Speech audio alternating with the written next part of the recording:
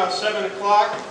I'd like to begin this public hearing. I'm going to begin by reading the formal notice, and then I would all like you to join me in saying the Pledge of Allegiance before we can enter into public participation. So, in accordance with town charter requirements, the Board of Finance will hold a public hearing on the proposed budget for fiscal year 2024-2025 at 7 p.m. Monday, May 6th, in the Plainfield Town Hall Auditorium, 8 Community Avenue, Plainfield, Connecticut. All electors of the town and eligible property owners who wish to be heard will be allowed to do so at this hearing. From the Board of Finance, Dean Gorman, Chairman.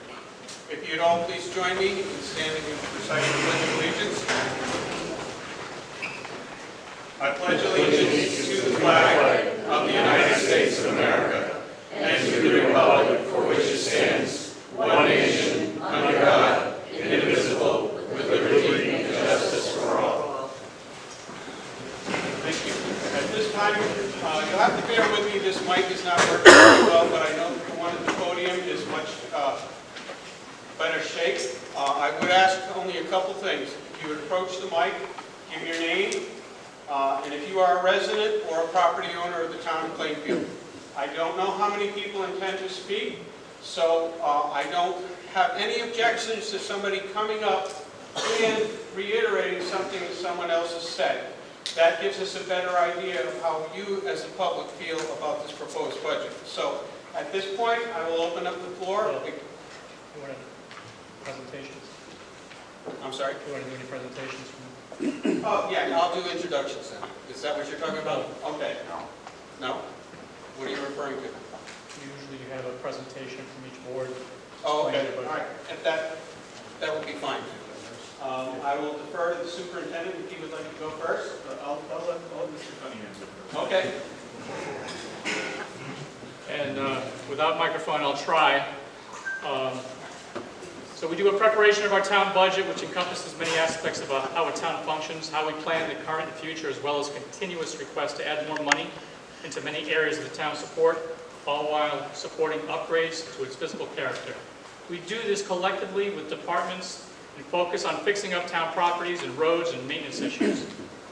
The town of Plainfield has done a great job of keeping the needs of taxpayers in mind when it had the last 3 years in a row with no tax increase, but the past year we navigated through a reval, which normally sees a reduction in the mill rate and gives an updated value to all properties. It was a difficult year to say the least. This year we anticipate additional revenue from building permits from Uline that will help offset the town of Plainfield budget numbers and put forth another year where the town side of the annual budget will produce a level set budget proposal. For 4 years, 4 years ago, the town of Plainfield utilized $800,000 from the fund balance to cover the pension shortfalls from the Board of Education. The next year, we again used $200,000 from the fund balance from the same needs to cover Board of Education pension shortfalls.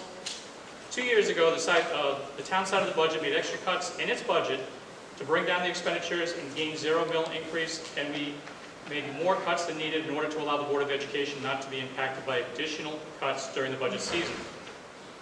The same can be stated last year where the town side made additional cuts and helped offset possible additional education cuts. I ask that the Board of Finance and the residents see that we've been frugal as a town, supported the pension of all employees, and made sacrifices to help offset education cuts. We ask the voters to consider this when the budget goes to the Board of Finance and there hopefully to the referendum.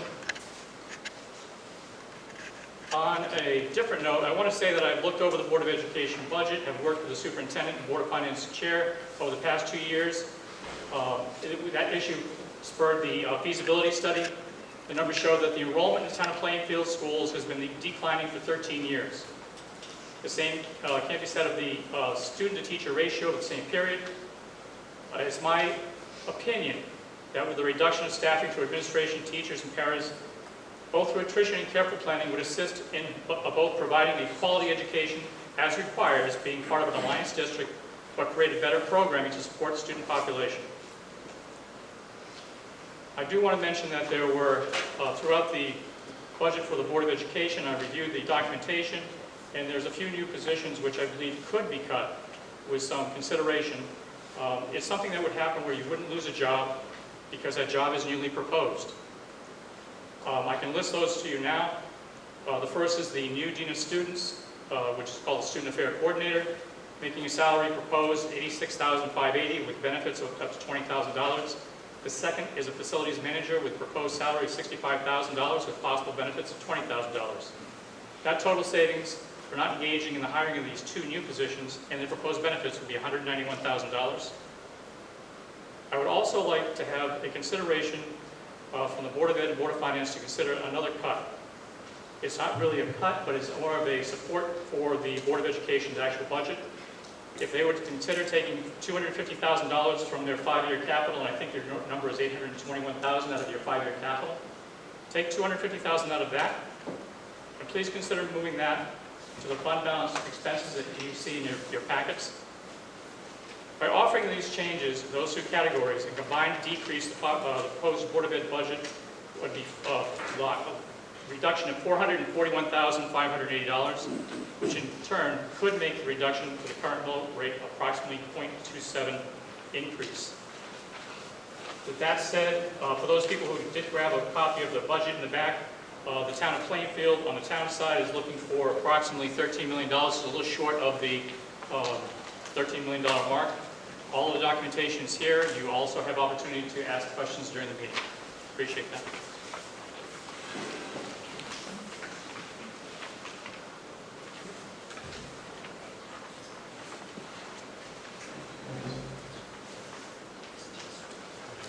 Good evening, everyone. My name is Paul Brenton. I'm the superintendent of schools here in Plainfield. Thank you so much for coming out and speaking to us about our budget. Our budget represents a proposed increase of which 88.1% is allocated to contractual obligations. If you look through those contractual obligations, over 50,000 is increased contributions to the town pension, which we're adding to our budget at the request of the town. Additionally, we have contractual transportation increases of approximately $329,000. That's a fixed increase based on the fixed negotiated contract that we have. We have a contractual benefit increase of $132,000 approximately based on where rates are right now. And we have anticipated contractual salary increases. When we put the budget together, when I've presented it in each and every town, each and every meeting that we've presented before, I've spoken to the RFSR, how the federal grants were leaving and the things we've done to be ready for that cliff. I've spoken to the staffing reductions, which we've already made, including this year, significant reductions in some places. If you're unaware, in the last Board of Education meeting, the Board of Ed took a vote to move our pre-K program back to Shepherd Hill and to begin the process of closing the Early Childhood Center, cutting over $300,000 from the budget, which was cut by the Board of Finance in our last meeting. In addition to that, we took an additional cut of $100,000 in technology in our last meeting, based on our desire to reduce what we were asking. When we think of the things that we're speaking to within the budget, I'm not going to make any recommendations to cuts in town services. Each one of us has presented our budget and spoken to the things that we believe the community needs. For myself, I'm advocating for teachers, I'm advocating for students, I'm advocating for resources in the classroom so that we can make sure our students achieve great things. And I'm happy to speak to any of the individual numbers that we have anywhere within our budget. I would note that the decision to conduct a facilities study and to make our footprint smaller is a long-term investment in strong fiscal sense in the town of Plainfield. Moving to less facilities allows us not only to save on facilities costs, but on personnel and to bring our programming into the best. I would like to close by saying that all of the information within our budget is available online. I'm happy to speak to any questions on any individual position. The positions that have been looked to be added within the budget, the Dean of Students, I would note the high school did cut an assistant principal. So that is a change of an administrative salary of under $140,000 in the last fiscal budget to a lower paying position. And the position for facilities manager, I would note that the town of Plainfield schools have a facilities manager for many, many years. However, the position was cut prior to my arrival. Having a facilities manager to manage our buildings allows us to take advantage of bulk purchasing, spend smarter, and to make better long-term financial decisions. And that is the purpose of that position. And I would still advocate for the need of that when we look at facilities that the schools did not have and the condition that they're in. If you look at the facility study report, there's a significant need to strongly manage those buildings. And that's why I'm advocating for that position. Lastly, I appreciate everyone being here. The fact that you're here shows your investment in the community, and I appreciate that. How heavily invested everyone in this community is a large part of the reason why I love being in Eastern Connecticut. So, thank you very much. Thank you both. At this time, I will open up the floor, and anybody that wishes to come and make comment or ask questions, please approach the mic. Again, if you would give your name or property owner in town, I would appreciate it.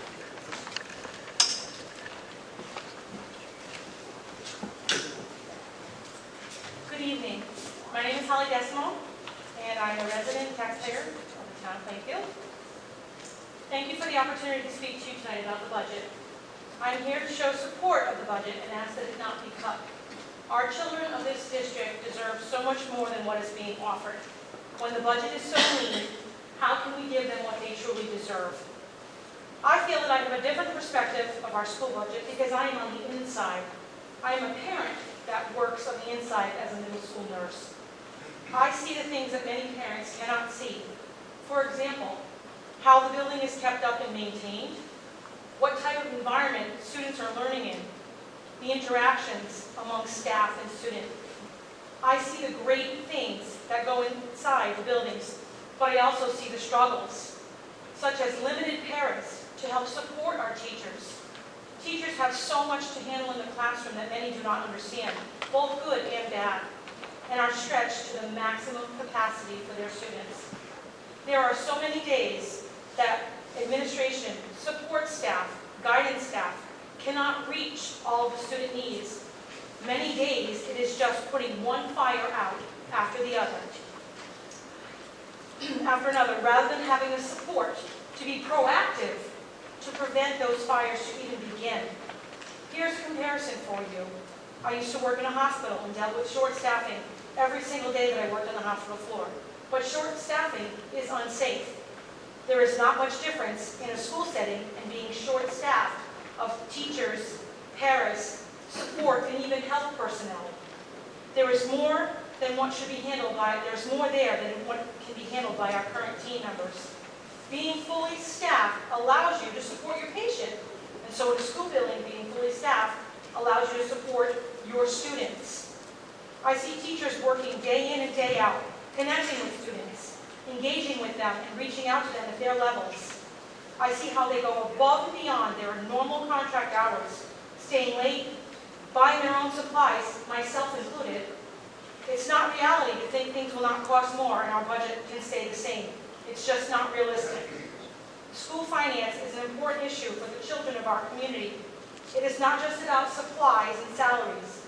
It is about investing in the future of our children, providing an environment where all students are valued, but also an environment where staff is valued and appreciated, giving our staff the proper tools to teach with, the right tools to clean with, the right environment to reach a child. That is what school budgets are about. Keeping valued and trusted employees is also important. A valued employee is one that is not so micromanaged that they need to look elsewhere for employment. Appropriate salaries and compensation go a long way to retention of our staff. Let's make Plainfield a place where teachers and staff want to work. The budget should not be reduced any further. Our children of this community deserve better. Thank you.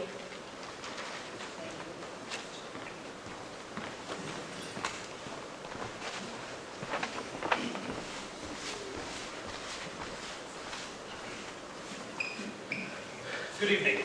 My name is Chris Broussard. I've been a resident of Plainfield for the past 9 years, along with my wife and young son. I've been a social studies teacher at PCMS for the past 6 years, and as a social studies teacher, I feel like I should disclose all my biases as I advocate for the town and for the Board of Education budget. So first of all, I'm the Public Relations Chairman for our Plainfield Teachers Union, but my views do not represent the PEAs nor the Board of Eds. I'm also a member of the Plainfield VFW and was a combat medic attached to the Marines in both Iraq and Afghanistan in 2008 and 2010.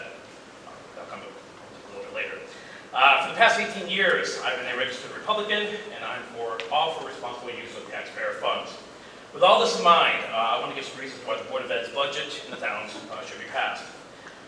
One, as a combat veteran, I can honestly say that I've been more stressed in this profession over the past few years, more so than patrolling, getting shot at, or blown up over in the desert, something I couldn't have thought about in 14 years ago. Two, I've seen a radical change in the teaching environment, especially in the past few years, as far as lack of public support, stall and pay, staffing shortages, issues with the student population such as increased negative and destructive behavior, and decreased effort in school. Three, schools are short on supplies, funding for needed technology and curriculum resources, and especially staff for special education students. Without these supplies and resources, students may not get the best education that we as a town can provide. Four, Connecticut, among other states, has lagged far behind in the pay of teachers and staff for many years, especially here in the quiet corner. Even though teachers who are professional educators have master's degrees, we are paid significantly less than most professionals with master's degrees in our nation. Over the past 3 years, ZipRecruiter has ranked Connecticut 38th for average starting teacher salaries. It's no wonder we are losing teachers to other states. Teachers can cross the state line and earn much more while also collecting Social Security benefits. Five, teachers are leaving the profession for other jobs with more pay, better working conditions, and respect. In the past 3 years, we've had 99 teachers, or 55% turnover, leave the district for better pay or for a different profession entirely. I know some of these teachers well, and they are amazing educators that we are forcing to leave our district for better pay elsewhere. In 2003, CEA survey of teachers found that nearly 3/4, roughly 74%, are planning to leave the profession or retire early. And it's something that I thought about during the pandemic as well, and many other teachers in our school have as well. So with all that being said, as a resident, I don't want taxes to increase. I don't know what that really does. But I see how gutted and despondent our education system is becoming, and I want to ensure that my son and all of our children have a great school system to attend. Thank you for your time. Have a good night.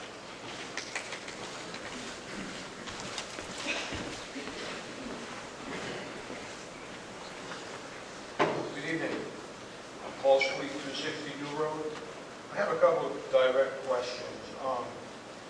Can you just tell me what the mill rate increase is as this budget is being proposed? What is the actual mill rate increase? The mill rate increase would be 0.53. 0.53. There's something that's troubled me, and I'm not running for anything. That's why I want to make sure you know that ahead of time. And I know how hard it is to be on board with the commission and budget time. There's something going on here that hasn't happened in 40 years that I can recall. It's my understanding that the audit for 2023, June 30th, is not complete. Is that accurate? That's an accurate thing. And you know, at the Board of Finance, under Section 10.6B of the Charter, you ought to provide money to make sure that this audit gets done, which I'm sure you do. The Charter also says under Section 2.3, at the annual meeting, and I have to ask Kevin, has there been a so-called annual meeting? Okay. So right now, Section 2.3, A and B, one is that we have an annual meeting, and at that time, an audit report is presented. The audit report, obviously, in past years, has been delayed. I think it's got to January in the past, and I'm not taking a shot at the Board of Education, but usually it's the Board of Education that causes the delay. For whatever reason, there's always been a reason. But this is unheard of. You're presenting a budget tonight, the town of Plainfield, and we do not have an audit for fiscal year June 30th, 2023. Now, I understand probably the government and finance department has a pretty good understanding of where they may be. They only control so much when it comes to the Board of Education. But quite frankly, Board of Education has the right to move money by statute. It's legal. I'm not accusing anybody of anything.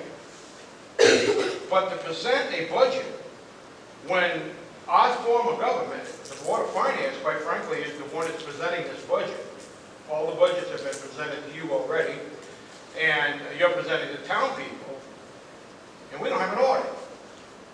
That's not good municipal finance. And I'm not pointing at anybody, but right about now, May, the auditing firm is requesting now information to start the audit for fiscal year June 30th, 2024.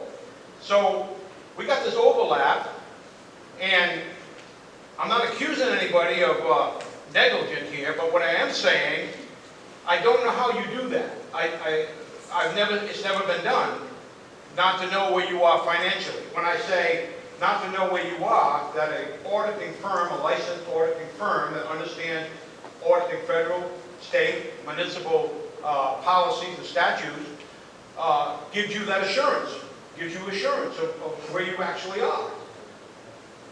That don't make sense, guys. And Kevin, I got a clarification, if you could. You made a statement. I'm glad you gave the presentation because that doesn't happen that often, and I'm glad you did that. My point is, when you said there was no tax increase last year, you mean for the government? On the government side. On the government side. But there was a $500,000 increase, small one, last year, right? So, last year, guys, the revaluation, 80% or better of people that own homes not only saw the value of their homes go up, which they would automatically have to pay more taxes on, right? They also got hit with a tax increase. Now, you could say it's $50, or you could say it was $100 or $10. But the fact of the matter is, in a reval year, when it's shifted to the residents, you still have a tax increase. Now, that's not appropriate either.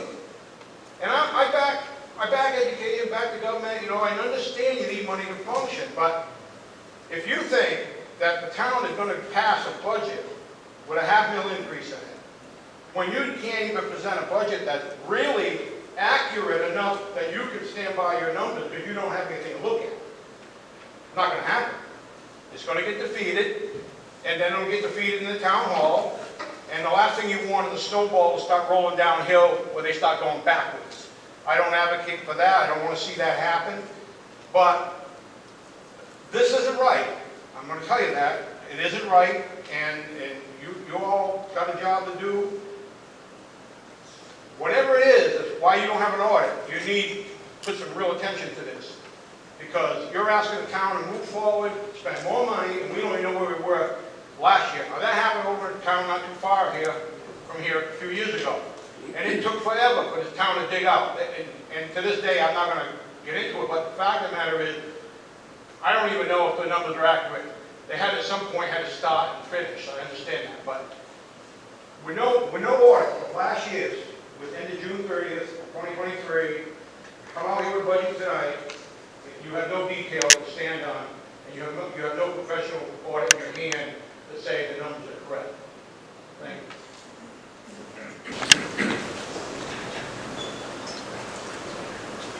I'm John Donaldson. I'm resident of 16 School Street. I've got a couple questions, and I guess it relates to what the gentleman just said, and that is what's expected of an audit? How often does an audit show significant changes in what was expected and what was planned in the budget?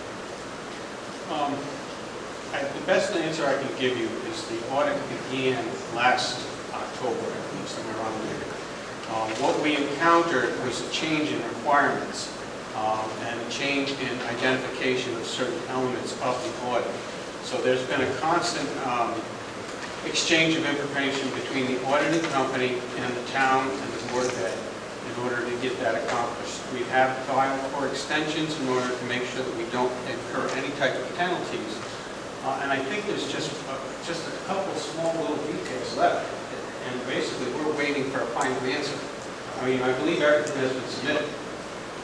But it's not usual to expect large changes No, not really. I mean, we kind of monitor certain things throughout the year, like what the fund balance is, and we get regular updates, but it isn't until actually final numbers come in where we know where we're off on them. But for the most part, we've been pretty much on track. And the other question I have is on, for the superintendent. You mentioned there was a pre-K program, which was around 300,000 that was cut. What's the expected impact of that? We're closing the building, but we're moving the whole program along with the Family Resource Center to Shepherd Hill. So what we're losing is the cost of operating that facility, but we'll run the same number of classes with the same number of teachers and special ed teachers at Shepherd. That was it. Thanks.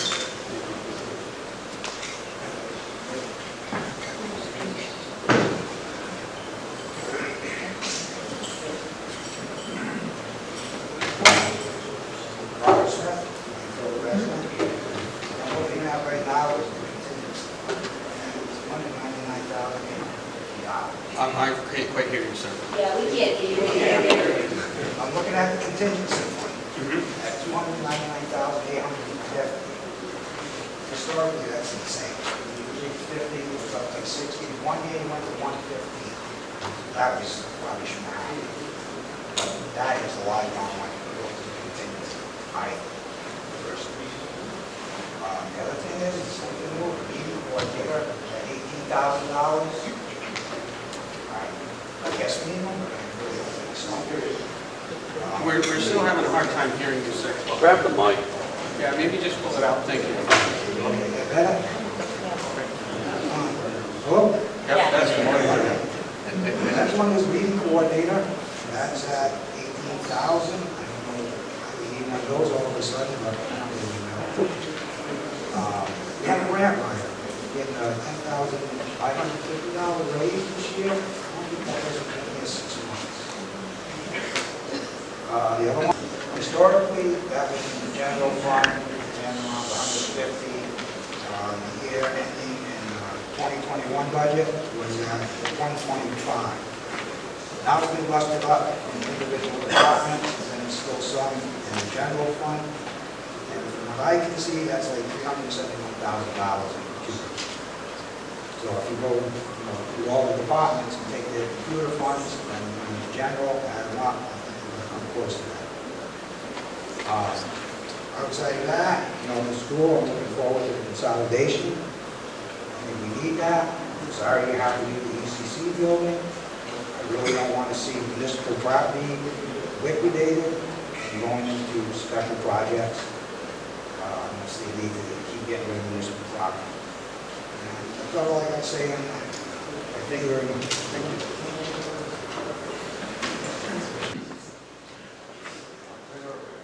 I don't think I need the mic, but, Scott Chalmers, 35 Sterling Road, Worcester, Connecticut. Can you hear in the back? No. No. It's just his voice. Well, the other problem is we're facing the wrong way.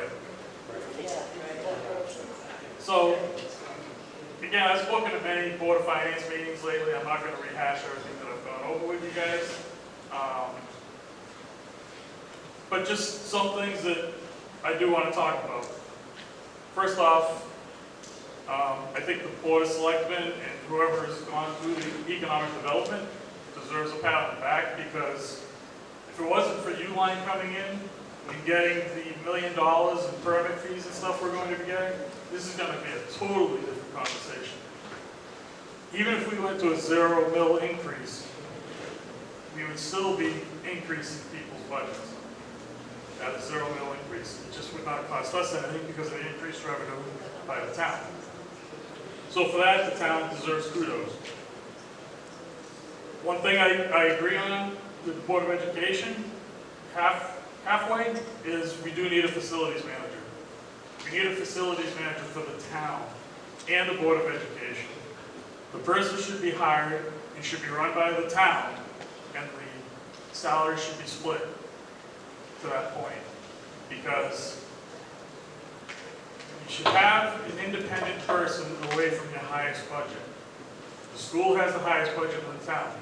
You do not implant a facilities manager inside your highest piece of the budget where they can be swayed. You want them away from it. So my suggestion would be you do hire a facilities manager. And the other reason why you also want it on the town side is then you do not want to have happen like what happened with the building of the police building, where you have overruns. You need somebody with oversight over those things. That's not the first selectman, the police chief, or whoever is running these things. So I believe in a facilities manager would be very advantageous and be used all throughout the whole town. Just some numbers though I want to go through. One of the things that when I was on the Board of Finance 3 years ago, and a lot of the meetings over the past 10, 15 years, the Board of Education always talked about the cost per pupil. How much money were they getting per pupil? 2019, 2020, there was 2,162 students, and they were receiving $16,619 per student. 2020, 2021, there was 1,995 students, and with that, because of the drop of enrollment, they were receiving $18,018. 2021, 2022, another drop in enrollment down to 1978, but they still managed to gain money per student of $18,197. 2022 to 2023, another drop in enrollment down to 1939, but yet the money per student they were getting went up to $18,760. 2023, 2024, they dropped again to 1,901 students, which put the average money coming in at $19,618. If their enrollment numbers are right, they have it moving up, but for every year that I've come to a budget meeting, they've always told us the enrollment numbers are going up, and to Kevin's point, for 13 years they have not. With the budget number we're up, they could receive $20,262 with an enrollment of 1,909. Point being, they are getting more money per student every single year. So they're getting more money. It's the end. It's the way it is. The median, I looked it up. If the website I was looking at was right, the median's 21,110. They're very close to the median. We were always told that they were so far away. Well, now they're getting closer. So then one last point, as I brought up before in the past, look around the town. One of the Board of Finance members last meeting stated, well, it's only $9 per month. It's only $20 per month for this person. She started to read down the whole Board of Finance. Well, look on Plainfield residents today. There's a person asking somebody to come take their trash for free because they cannot afford the $30 a month to dump trash. If we think people don't have an issue in this town with money, we're fooling ourselves. We need to get this to a zero mill so people's taxes are not going up. How you get there? I don't know, but that's where it needs to be. And there is one last thing. How come all the board members from both boards are not here? They're here for a town hearing, to hear the people, and yet not every member shows up. That's embarrassing. I'm embarrassed that they couldn't even come to listen to people speak. Thank you.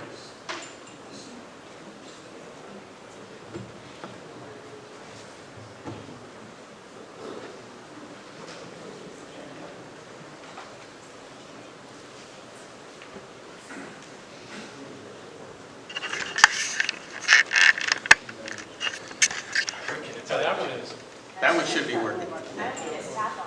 I don't think it is. Right there, right? Close to your mouth. I feel like I'm a rapper. Okay. I don't think it's still can you hear it? Yeah. All right. Just a quick question for Mr. Breton, first of all. Did you say on salaries represent, was it 80% of the budget, or was it 88? I couldn't quite hear it. Sorry, I have to grab my papers right Sorry. now. That's okay. If you look at our budget posted online, we talked about the fact that contractual obligations, that's not just salaries, that's a combination of pension, transportation, benefit, and salary. make up about $1.5 million, a little over that in the total pieces. Now of that, transportation is $329. That's actually $250,000 of that's a loss of a grant offset. The pension, we've worked with the town. What we're giving you the pension, we give over $400,000 to the pension. There's been a request for us to increase our contribution there by $52,000, so we've done those pieces. $132,000 of the projected increases within the budget are contractual benefit increases. And then, yes, when we take a look at, it's not just, people talk about teachers, it's not just teachers, it's the paraprofessionals, the teachers, the custodians, the secretaries, and those other pieces. And those overall increases, based on what we have, make up the remainder of that a little over $1 million. So does that answer your question, Mr. Cully? I might not have. There was a certain statistic, I think, was it 88? Historically speaking, it's usually around 80%, but that's, I just wanted to get, it was 88%, that's it. 88 is all those contracts together. Exactly, yeah, okay, thank you. Kevin, just, I used to bring glasses, sorry. I don't need them. The economic development, the line item, I don't know if you could speak on that maybe a little bit. Sure. I see the 56% increase on that, and specifically the grant writer, but 17%. Is that for one individual, or is there?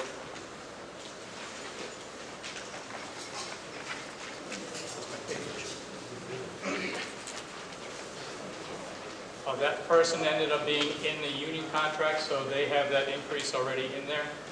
And just to answer a question that came down earlier, the number that you see in contingency is $299,000. And there's a reason for that. Normally we have a much lower number, but we're right now in negotiations with 6 union contracts. That's why the number is like it is. Okay. All right. Last thing, fund balance. What do we have in fund balance? I think we're at 17% reserve fund. 17%. Yeah, it's a little over $8-point-something million. I think we talked about it in the last couple of meetings. 8.3. Yep. Just for future reference, it'd be nice to see, I know you, if I can find the right page, you have specifics on what you use for fund balance, but it would be nice to maybe every year in the budget to put what we have in the fund balance. Okay. I think people would like to see what we have, and percentage-wise. Yep. I think a healthy fund balance typically is 15%, 13 to 15. We haven't been at under 15% in over 5 years. That's what I thought. We've been very good with that. And the Board of Finance does have a, I think maybe, how many years ago you voted to have it at a minimum no less than 12%. Yep. And we've been doing very well with it. We had 20% last year, or previous year, and then currently 17%. And we're hoping that when the audit is complete, we can show some better numbers. Thank you.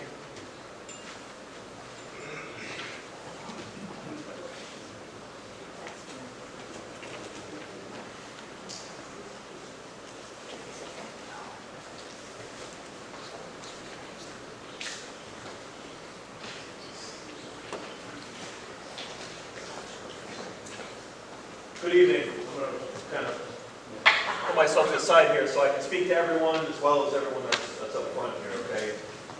So good evening. My name is Ryan Brill, a resident here, and another title, this is not a costume. I'm here in full support of the Plainfield Police Department's budget. I spoke recently at the Board of Finance meeting when the police department's budget was presented by the Chief of Police, which, by the way, was posted on YouTube by Plainfield, Connecticut Watchdog Media. Thanks to the guys, you guys do a great job with that, trying to pump that information out. So I appreciate you guys sharing what goes on in these meetings. And while I will refrain from entirely repeating myself, I do want to share a couple of my thoughts. While I believe that the majority of our town's residents do genuinely support our police department, our officers want to be supported by our town's government as well. And it starts with proper funding to set our department up for success. So a couple of my thoughts when looking at specifically the police department's budget, is it's not enough. There's not enough money in the training line item. With new laws, accreditation requirements, and the ever-changing demands of law enforcement, proper training is a necessity. Police cruisers, we already lost one cruiser. Normally we get one, that's not in there.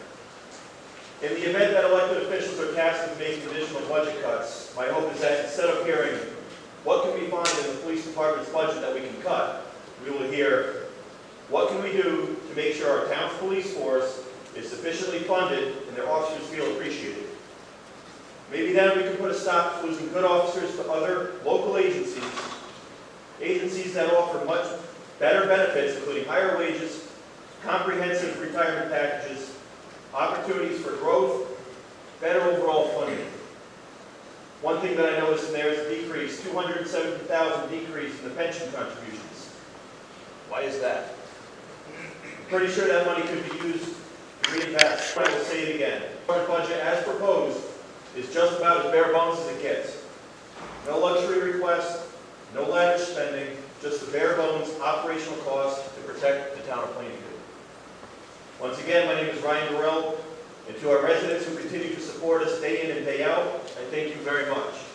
And to anyone that ever wants to talk or has any questions, feel free to reach out to me. I'll sit down and have coffee with anyone.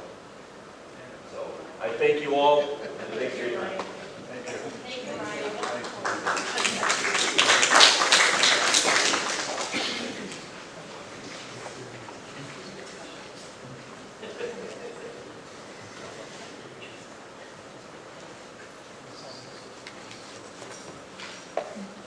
Is there anyone else? Seems to be working now.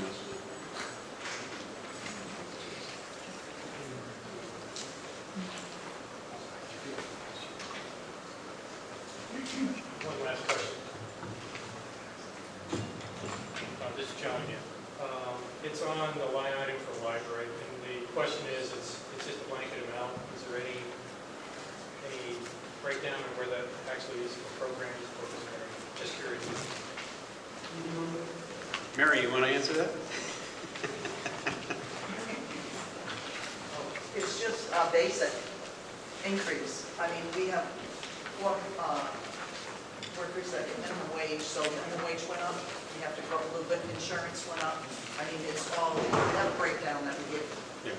So I think, I mean, I support that. I'm just curious if there's specific areas of It's just, it's support of the library and the staff and the benefit costs, right? Insurance costs? Pretty much. Yes, but I mean, we submit the budget to Kevin, so Yeah. he has a breakdown of it. Oh, okay. Okay, sorry. I have a breakdown. If you'd like to see it afterwards, I can show you that. Sure. I'm just curious.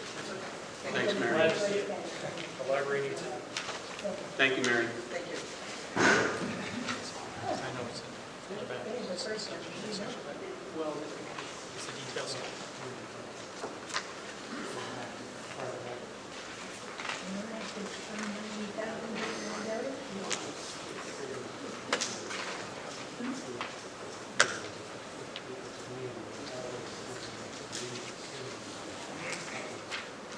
John, if you want, I can give you it right now. I mean, I'm just curious. I'll read it off so everybody can hear it. The Aldrich Street Library didn't propose their budget, as it was a total payroll expense of $49,500, telephone $3,000, fuel oil maintenance $35.75, electric $4,500, sewer use $600, rubbish removal $1,116, building maintenance $3,000, cleaning $330, insurance $7,500. So the total for the building expenses was just $23,621. Travel seminars $200. How do you do that on 200?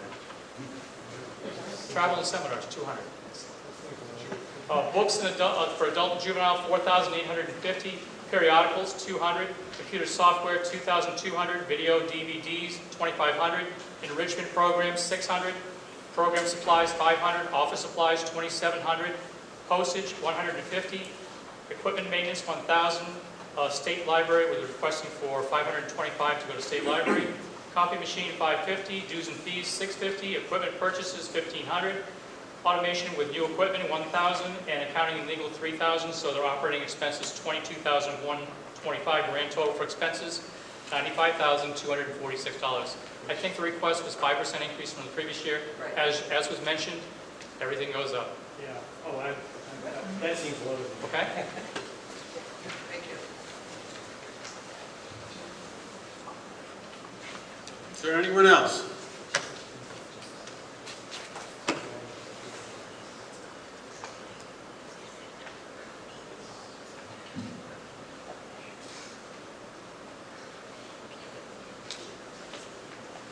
All right, if there is no one else that would like to ask questions or make comments, then at this point I will look for a motion to adjourn.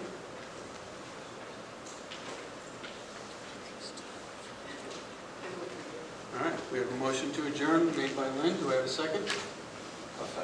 Seconded by Gary. All those in favor? Signify by saying aye. Aye. Opposed?